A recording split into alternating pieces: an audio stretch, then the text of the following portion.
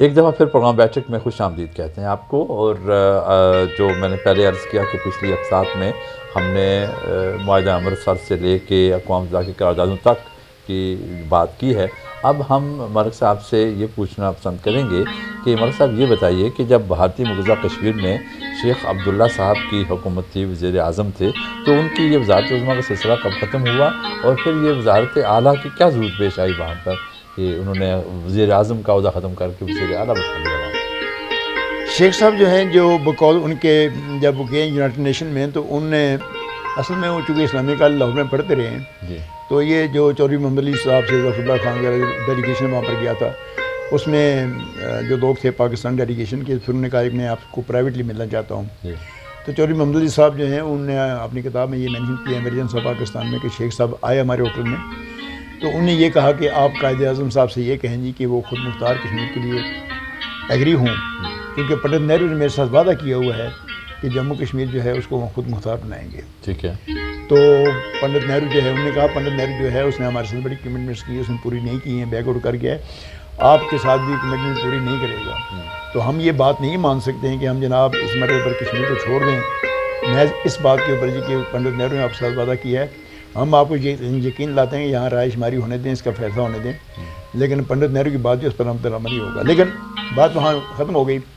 تو شیخ صاحب جو ہیں، اب وہ جو ہیں ایک تو بڑے زوردار قداور شخصیت تھے جموں اس میں کشمیر میں، اور ان کی بڑی فالوئنگ تھی، اور ان کو پنڈت نہرو کے ساتھ جو دوستی تھی وہ اس کے اوپر بڑا اعتماد بھی تھا، اور پنڈت نہرو جو سابق کشمیری بھی تھا، ان کے اوپر یہ بھی وہ آن کرتے ہیں کہ وہ میں کشمیری خون تھا اس کے اندر، اس لیے میں اس کے ساتھ محبت بھی کرتا تھا، پیار بھی کرتا تھا، جو جناب میں نہیں تھا۔ تو ان ساری باتوں کے باوجود جب شیخ صاحب وہاں پرائم منسٹر بنے، تو پہلا کام تو انہیں یہ کیا کہ ہری سنگھ کو فارغ کیا وہاں سے۔ پھر ہری سنگھ کا بیٹا جو کرن سنگھ تھا، وہاں جب وہ بنا اس آئین کے تحت وہاں پر جو ہیڈ آف دی اسٹیٹ بنا، تو پھر اس کے آپس میں شروع ہو گئے تعلقات کشیدگی، اور وہاں پر جو نیشنل کانفرنس کے ساتھ جو کانگریس کے لوگ گر جاتے تھے وہاں پر، ان کی چپنا شروع ہو گئی۔ تو شیخ صاحب نے وہاں پر تقریریں جو ہیں بڑی انقلابی تقریریں شروع کر دی، جموں کشمیر کی وحدت کی بات شروع کر دی، جموں کشمیر کو خود مختار بنانے کی بات شروع کر دی۔ امریکہ کا ایک جو ایمبیسڈر تھا وہاں دلی میں، اس کے ساتھ ان کی ملاقات ہوئی۔ تو جب پنڈت نہرو جو ہے اس کو اپریہینڈ ہوا کہ اب شیخ صاحب جو ہیں یہ اپنی حدود کراس کر رہے ہیں، اور یہ جو ہے یہ کشمیر کو خود مختار کی طرف لے جا رہے ہیں، تو ان کا جو وہاں پر انٹیلیجنس کا ڈائریکٹر تھا دلی سے جو گیا، وہ جو واچ کر رہا تھا شیخ صاحب کو، اس نے ان کے خلاف سب رپورٹیں جو ہیں ساری کی ساری بھیجی ہیں۔ تو پھر شیخ صاحب نے جناب 9 اگست 1953 کو شیخ صاحب وہاں گلمرگ میں ساری فیملی کے ساتھ وہاں سیر و سیاحت میں منا رہے تھے، ریلیکس ہو رہے تھے۔ تو ان کی ڈیوٹی کے اوپر جناب جو انسپیکٹر تھا مسلمان تھا، وہ بھی کشمیری تھا۔ تو 1 بجے جناب اس نے شیخ صاحب کو کہا جی کہ اب آرڈر آ گیا کہ آپ کو میں نے گرفتار کرنا ہے، آپ کی گورنمنٹ ختم ہے، you are no more prime minister. تو انہوں نے پھر جناب شیخ صاحب کو وہاں گرفتار کر لیا۔ تو اس کے بعد شیخ صاحب کے خلاف 53 میں شیخ صاحب کے خلاف بغاوت کا کیس چلا، اور بغاوت کے کیس میں شیخ صاحب نے 14 سال سزا کاٹی وہاں پنڈت نہرو کی حکومت کے دوران۔ تو اس کے بعد انہوں نے بخشی غلام محمد کو ریپلیس کیا۔ پھر بخشی غلام محمد نے سارا سٹرکچر جو تھا نا کانسٹیٹیوشن کا، کہ وہاں پر جناب جو پرائم منسٹر ہے اس کو چیف منسٹر بنا دیا، اور جو ہیڈ آف اسٹیٹ تھا کرن سنگھ اس کو جناب وہاں پر گورنر بنا دیا۔ تو انہیں سارا سسٹم جو ہے پھر وہ سارا ہندوستان کے ساتھ مل کر وہاں پر پھر ہندوستان کے ساتھ جو ان کے انڈرسٹینڈنگ ہوئی، یہ جو ہے نا آپ کا 35 ایج جس کا ذکر آتا ہے ہندوستان کے آئین میں، یہ اصل میں بخشی غلام محمد کے زمانے میں یہ بعد میں پاس بات ہوا کریں گے۔ 54 میں۔ ٹھیک ہے۔ تو اس پر جب وہاں پر یہ سلسلہ ہوا کہ وزارت عظمیٰ ختم کر دی گئی، وزارت اعلیٰ وہاں پر وزیر اعلیٰ بنا دیا گیا، گورنر بٹھا دیا گیا، تو اس وقت حکومت پاکستان کی طرف سے کوئی رد عمل نہیں سامنے آیا؟ پاکستان کی طرف سے رد عمل یہ تھا کہ ہمارے اس کو چودھری ساری محمد علی بوگرا تھے ہمارے پرائم منسٹر، وہ ایسٹ پاکستان کے تھے۔ ٹھیک ہے۔ وہ اس سے پہلے ہمارے ایمبیسڈر تھے امریکہ میں، اور یہاں پر اصل میں قائد اعظم کی وفات کے بعد جو گورنر جنرل بنے وہ خواجہ ناظم الدین تھے۔ یہ was a politician, Muslim league میں تھے وہ۔ پرائم منسٹر جو تھے لیاقت علی خان صاحب تھے، لیکن لیاقت علی خان کو جناب یہاں پر راولپنڈی میں 16 اکتوبر 1951 کو شہید کر دیا گیا. میں وہاں پر موجود تھا اس جلسہ میں. اچھا ہاں بالکل, میں اسٹیج سے جہاں پہ جب ان کو یہاں گولی لگی صرف 15 فٹ کے فاصلے پر تھا. اچھا اچھا تو میں چشمدید ہوا ہوں اس بات کا بھی سارا. چلیں وہ الگ بات ہے, بات کبھی کریں گے اس کے اوپر. انشاءاللہ. جی تو جب لیاقت علی خان صاحب شہید ہو گئے تو یہ بوگرا صاحب جو ہیں ان کو وہاں سے بلایا گیا اچھا اور بلا کر جناب ان کو پرائم منسٹر بنایا گیا پاکستان کا. ٹھیک ہے. ناظم الدین کو ہٹا کر جناب غلام محمد جو تھے بیوروکریٹ, وہ فائنانس ڈپارٹمنٹ کے آدمی تھے, وہ فائنانس منسٹر تھے. یہ کون ہٹا رہا تھا, کون بنا رہا تھا؟ یہ تو اس وقت پہلے تو جناب لیاقت علی خان صاحب نے جب قائد اعظم کی ڈیتھ ہوئی نا, ناظم الدین جو ہے وہ الیکٹ ہوا نا, وہ ہماری اسمبلی تھی اس نے کیا اس کو. لیکن اس کے بعد یہ ہوا کہ ناظم الدین جو ہے اس یا پھر یہ غلام محمد جو ہے یہ بھی الیکٹ ہوا تھا.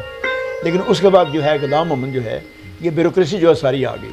غلام محمد جب آیا تو پھر اس نے یہ کیا کہ وہاں پر اس کو دیا بوگرے کو. اب یہ بھی فارن سروس کا آدمی تھا, یہ بھی بیوروکریٹ تھا, یہ سارے مل گئے. میں لیکن یہاں آپ کے سوال کا جواب دینا وجہ سے باقی بات کریں گے. یہ جناب یہ کورونیشن تھی وہاں پر ملکہ الزبیتھ کی. پنڈت نہرو وہاں آیا تھا, وہ ہندوستان کو نمائندگی کر رہا تھا اور یہ پرائم منسٹر ہمارا جو پاکستان کی نمائندگی کر رہا تھا. ٹھیک ہے. وہاں بوگرا جو ہے یہ ملا پنڈت نہرو سے, جی اور پنڈت نہرو نے جناب اس کو تھاپڑ لگایا, اس کو مبارکباد بھی دی. اور بڑے جناب اس نے کہا جی یہ میرے ہمارے سامنے ایک ہی پرابلم ہے, جیسے ابھی عمران خان بھی کہتا ہے ہمارا ایک ہی مسئلہ ہے.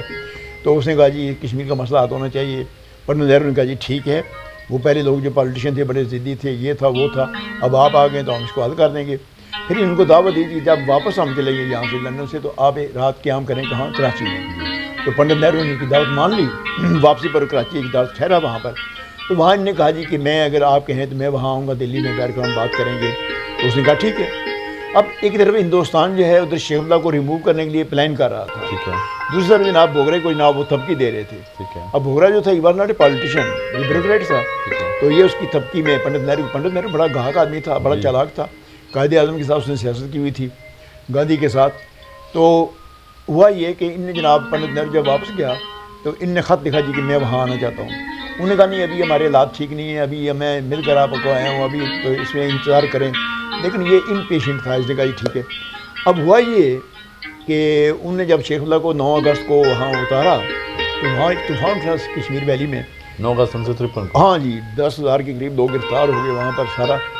تو جناب یہ 14 اگست کو وہاں پہنچے, کہاں 15 اگست کو وہاں پہنچے پالمپور ایئرپورٹ دلی میں. اس دن ان کو یوم آزادی تھا, ٹھیک ہے. اس میں انہوں نے پارٹیسپیٹ کیا. لیکن میں بتانا جب آپ نے کہا رہی ایکشن پاکستان کا کیا تھا. جب یہ وہاں ایئرپورٹ پر پہنچے پالم ایئرپورٹ پر, تو وہاں پہ جو صحافی تھے ہندوستان کے, انہوں نے کہا جی کہ mister prime minister what's your reaction on the arrest of Sheikh اللہ. اس نے کہا it is purely internal matter of India. اچھا. یہ تھا پاکستان کا رد عمل یہ تھا. تو ناظرین محترم اب ہم کیا کہیں. بہرحال آپ نے سنا کہ بھائی اس وقت جب بھارتی مقبوضہ کشمیر میں وزارت عظمیٰ ختم کی گئی اور شیخ عبداللہ صاحب جو وزیر اعظم تھے ان کو گرفتار کر لیا گیا, ان پر غداری کا مقدمہ قائم کر کے ان کو ہیئرنگ کے بعد بغاوت کا مقدمہ قائم کیا گیا, جس کے سزا کے طور پر ان کو 14 سال جیل بھیج دیا گیا. تو یہ باتیں ہوئیں ہماری تاریخ میں. اور پاکستان کی طرف سے جو ضرورت مولانا صاحب نے بتایا کہ بھائی یہ اس وقت کے وزیر اعظم بوگرا محمد علی بوگرا نے یہ کہا جی کہ یہ بھارت کا اندرونی معاملہ ہے. ایک سوال کے جواب میں انہوں نے یہ کہا تھا. تب سے میں سمجھتا ہوں کہ پاکستانی جو حکومتوں کے سربراہ ہیں ان کا کشمیر کے حوالے سے میں بوگرا صاحب ملا بھی ہوں, ان سے میری ڈسکشن بھی ہے کشمیر کے اوپر. جب وہ فارن منسٹر تھے پاکستان آپ نے ان سے یہ پوچھا ہوگا ایوب خان کی دیر ساری باتیں کافی لمبی بات. کیا جواب دیا تھا انہوں نے, میں نے کیوں کہا یہ مسئلہ ہے. اب یہ تو کہہ رہے تھے کہ پنڈت نہرو کو میں اوفینڈ نہیں کر سکتا تھا.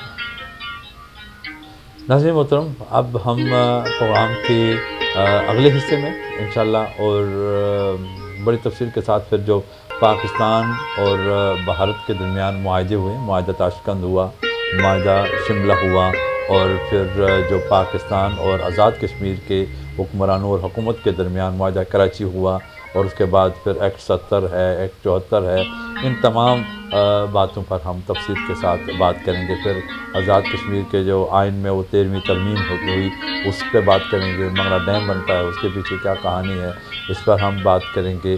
اور پھر ہم آئیں گے جو بھارت نے اپنے آئین میں ترمیم کی اور 370 اور 35A جو آپ نے دفعات ہیں وہ ختم کر کے انہوں نے جو بھارتی جموں کشمیر کو انڈین یونین کا حصہ بنا لیا. تو اس پر ہم تفصیل کے ساتھ بات کریں گے کہ یہ دونوں دفعات کب شامل کی گئی بھارتی آئین میں اور پھر ختم جو ہوئی اس سے کیا ہمیں نقصان ہوا, جب شامل کی گئی تھی اس وقت ہمیں کیا فائدہ ہوا تھا, اور پھر یہاں آزاد کشمیر کی جو حکومت بنی تھی, یہاں کی جو اپنی فوج تھی, وزیر دفاع تھے, تو یہ کیوں ختم کیے گئی دونوں چیزیں, فوج کیوں ختم کر دی گئی, وزیر دفاع ظاہرہ فوج ہوگی تو ظاہر وزیر دفاع ہوگا, وزیر دفاع ہوگا تو فوج ہوگی وغیرہ وغیرہ. تو اس پر ہی ہم انشاءاللہ اگلی قسط میں بڑی تفصیل کے ساتھ آپ کے ساتھ بات کریں گے. اور فی الحال چونکہ میں سمجھتا ہوں ناظرین محترم کہ ہم چھوٹی چھوٹی اقساط میں یہ باتیں کر رہے ہیں, اگر ہم ایک ہی قسط میں ساری باتیں کریں گے تو وہ مزہ تو اور ذرا مزہ دوبالا ہو جاتا ہے, باتیں رکنی نہیں پڑتی. لیکن کیا کیجیے کہ نہ آپ کے پاس وقت ہوتا ہے کہ آپ ایک طویل جو ہے قسط وہ دیکھ سکیں, اور نہ باقی حالات اجازت دے رہے ہوتے ہیں. لہذا یہاں پر ہم آپ سے اس قسط میں اجازت لیتے ہیں. اگلی قسط میں ہم انشاءاللہ ملک عبدالمجید صاحب سے اور بہت ساری باتیں پوچھیں گے.